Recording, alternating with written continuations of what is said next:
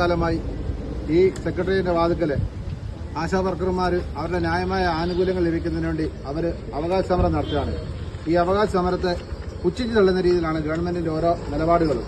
ആ നിലപാടുകൾക്കെതിരെയാണ് നമ്മളിന്നിവിടെ KPCC ആഹ്വാനപ്രകാരം എല്ലാ പഞ്ചായത്തിന്റെ പടിക്കലും നമ്മളിവിടെ ഈ ധർണാ സമരം നടത്തുന്നത്. പ്രത്യേകിച്ച് ഈ വാർത്താ മാധ്യമങ്ങളിലെല്ലാം മിക്ക ദിവസവും വരുന്നുണ്ട്.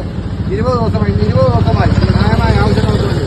ഈ കഴിഞ്ഞ ദിവസം പത്രം വായിച്ചപ്പോഴാണ് മനസ്സിലാക്കാൻ സാധിച്ചത് 232 രൂപയല്ലേ ഈ ആശാ വർക്കർമാർക്ക്. ഈ മാരക രോഗങ്ങൾ വരുമ്പോൾ ഈ ആശാ വർക്കർമാരെയാണ് എല്ലാ വീട് വഴിയും ഈ ഗവൺമെന്റ് വിടുന്നത്. നമുക്കറിയാം, നമ്മുടെ ഇവിടെ ഒരു ചിക്കൻ ബോക്സ് വന്നാൽ അല്ലെങ്കിൽ ഒരു എലിപ്പനി വന്നാൽ അങ്ങനെ എന്ത് അസുഖങ്ങൾ വന്നാലും ആ ചുറ്റുപാട് ആൾക്കാരെ ഈ പ്രതിരോധ മരുന്ന് കൊടുക്കുന്നതിനും അതുപോലെ ആ ഭവനത്തിൽ പോയി സന്ദർശിക്കുന്നതിനും എല്ലാം ഈ ആശാ വർക്കർമാരാണ് ഗവൺമെന്റ് ഉപയോഗിക്കുന്നത്.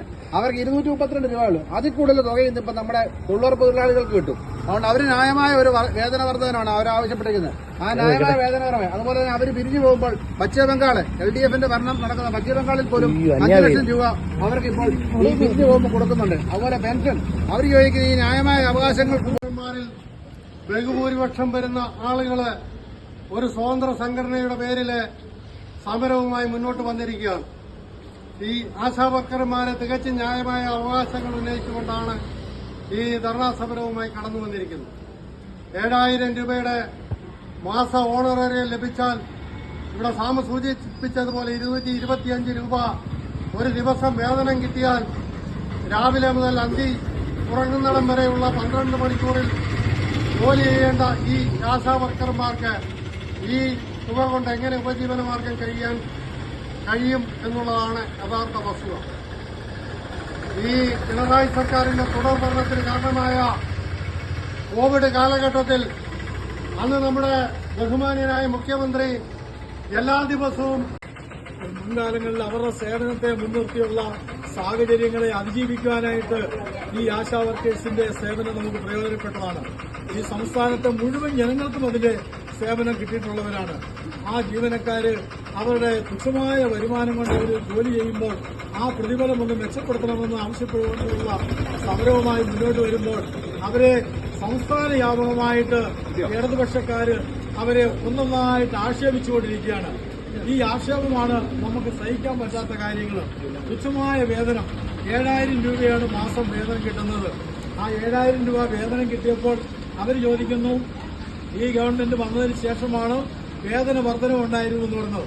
ഈ സർക്കാർ വരുന്നതിന് മുന്നേ ഉണ്ടായിരുന്ന ജോലികളല്ല ഈ സർക്കാർ വന്നപ്പോൾ അധികമായിട്ടുള്ള ജോലികൾ കൂടെ കൊടുത്ത് അവർക്കിപ്പോൾ മുഴുവൻ സമയം ജോലി ചെയ്യുന്ന സാഹചര്യമുണ്ടായി. അപ്പോഴാണ് പ്രതിഫലം വളരെ തുച്ഛമാണ്, അത് മെച്ചപ്പെടുത്തണം, വർദ്ധിപ്പിക്കണമെന്ന് ആവശ്യപ്പെട്ടുകൊണ്ട് അതിലെ കേരളത്തിലെ മുഴുവൻ ജനങ്ങളും അതിന് പിന്തുണയാണ്. ആ വേതനം വർദ്ധിപ്പിച്ചു കൊടുക്കേണ്ടത് ന്യായമാണ് എന്നുള്ള ഒരു ഒരു ബോധ്യപ്പെടുത്തലാണ് ഈ സമരങ്ങളുടെ ഭാഗമെന്ന് ആമുഖമായി പറയാൻ ആഗ്രഹിക്കുക. ഈ ഗവൺമെന്റ് അധികാരത്തിൽ വന്നു കേന്ദ്രമായി തിരികെ പ്രവേശിച്ച് ഏൽപ്പിക്കപ്പെട്ട ചുമതലകൾ നിർവഹിക്കേണ്ടതാണ്. ഏതെങ്കിലും ആശാ പ്രവർത്തകർ തിരിച്ചെത്തി പ്രവർത്തനങ്ങളിൽ ഏർപ്പെടാത്ത സാഹചര്യം ഉണ്ടാകുകയാണെങ്കിൽ പകരം സംവിധാനം ഏർപ്പെടുത്താൻ വേണ്ടിയുള്ള നടപടികൾ ബന്ധപ്പെട്ട തദ്ദേശ സ്വയംഭരണ സ്ഥാപനങ്ങളെ കൂടി ആലോചിച്ചിട്ട് മെഡിക്കൽ ഓഫീസർമാർ സ്വീകരിക്കേണ്ടതാണ്. മുകളിൽ പറഞ്ഞ നടപടിക്ക് കാലതാമസം നേരിട്ടാൽ തൊട്ടടുത്ത വാർഡിലെ ആശാ പ്രവർത്തകർക്ക് അധിക ചുമതല നൽകുകയോ നിലവിലുള്ള ആരോഗ്യ പ്രവർത്തകർ മുഖാന്തരമോ ആരോഗ്യ മേഖലയിലെ സന്നദ്ധ പ്രവർത്തകർ മുഖേനയോ ജനങ്ങൾക്ക് സേവനം ലഭ്യമാക്കുന്നു എന്ന് ബന്ധപ്പെട്ട മെഡിക്കൽ ഓഫീസർമാർ ഉറപ്പുവരുത്താനാണ്.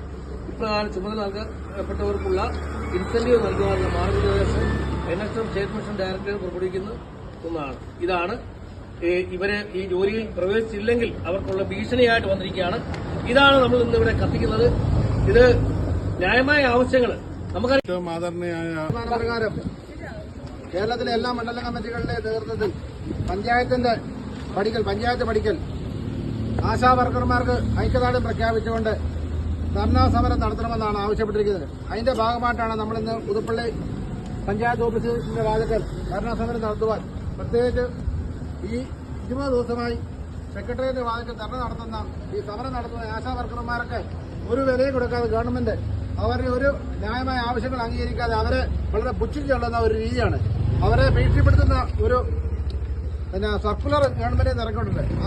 ആ സർക്കുലർ കത്തിച്ച് ഇവരുടെ ഈ ഓർഡർ ഇവിടെ നിഷ്പ്രഭമാക്കി ഇവരുടെ ഈ ഭരണവൈകല്യത്തെ ജനങ്ങളുടെ ഇടയിൽ കാണിക്കുന്നതിന് വേണ്ടിയാണ് നമ്മൾ ഈ ധർണാ സമരം ഈ ഓർഡർ കത്തിക്കുന്ന ഈ ധർണാ സമരം ഇവിടെ നടത്തുന്നത്. ഈ സമരത്തിന് സ്വാഗതം പറയുന്നതിന് വേണ്ടി ലോക്കൽ സെക്രട്ടറി സതീഷ് മാത്യുവിനെ ക്ഷണിച്ചുകൊള്ളുന്നു.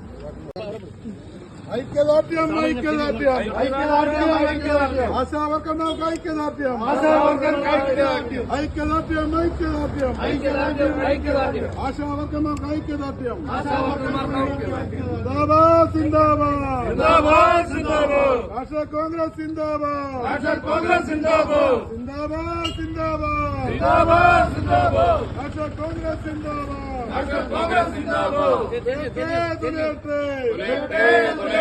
സർക്കാർ ഓർഡർ തുലയട്ടെ സർക്കാർ ഓർഡർ തുലയട്ടെ തുലയട്ടെ തുലയട്ടെ സർക്കാർ ഓർഡർ തുലയട്ടെ സർക്കാർ ഓർഡർ തുലയട്ടെ ഐക്യദാർഢ്യം ഐക്യദാർഢ്യം ഐക്യദാർഢ്യം ഐക്യദാർഢ്യം ആശാവർക്കർക്ക് ഐക്യദാർഢ്യം ആശാവർക്കർക്ക് ഐക്യദാർഢ്യം